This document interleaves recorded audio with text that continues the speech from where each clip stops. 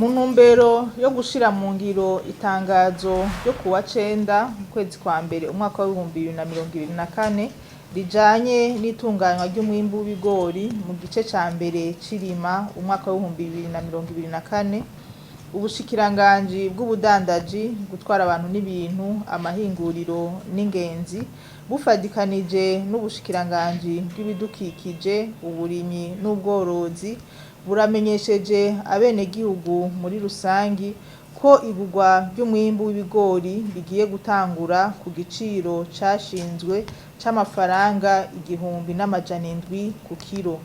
Ivyo navyo bikazorangurwa n'ikigo Anagesa kijejwe gutunganya umwimbu. Igihe co gutangura kugura no kwegeranya umwimbu w'ibigori ni kuva ku musi wa mbere igenekerezo rya 19 ukwezi kwa kabiri umwaka wa 2024, bikazobera mu mazone yose agize igihugu cacu ciza c'u Burundi.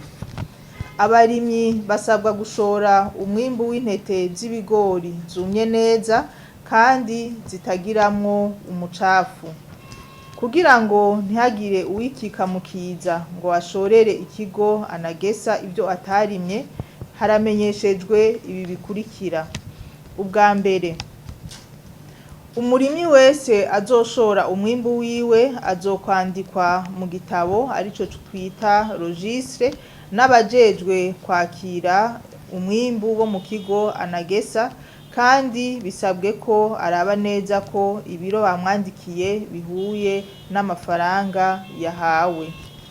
Uwugurishije umwimbu wiwe azoronswa urupapuro arigo reçu rwerekana ibikenewe vyose vy'umwidondoro: amazina, umutumba, ibiro agurishije ndetse n'amafaranga ahawe n'ibindi.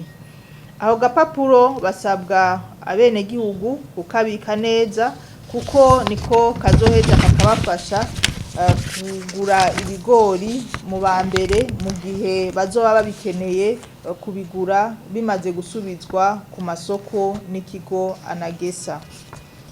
Kugira ngo hasuzumwe neza ko umuntu ashoye umwimbu yirimiye, umuntu wese azoba ashoye umwimbu ungana canke urenga ibiro 500 vy'intete z'ibigori ategerezwa kwerekana urupapuro yahawe kugira agure ifumbire yakoresheje, kuko aba yakoresheje umwavu mwinshi bagura ari uko baronse uruhusha rudasanzwe.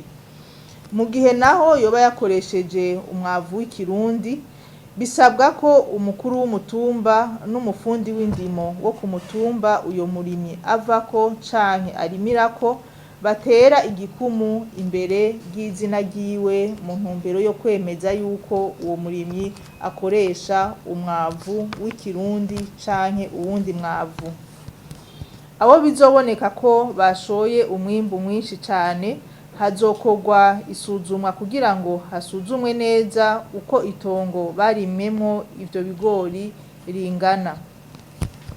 Aho bizogaragara ko abajejwe intwaro n'uburimyi ku mutumba bemeje ko umuntu yashoye umwimbu mwinshi wiwe ariko atari uwo yirimiye, uwo murimyi yabeshe nabo bose bateye ibikumu bemeza ibinyoma bazohanwa hisunzwe amategeko.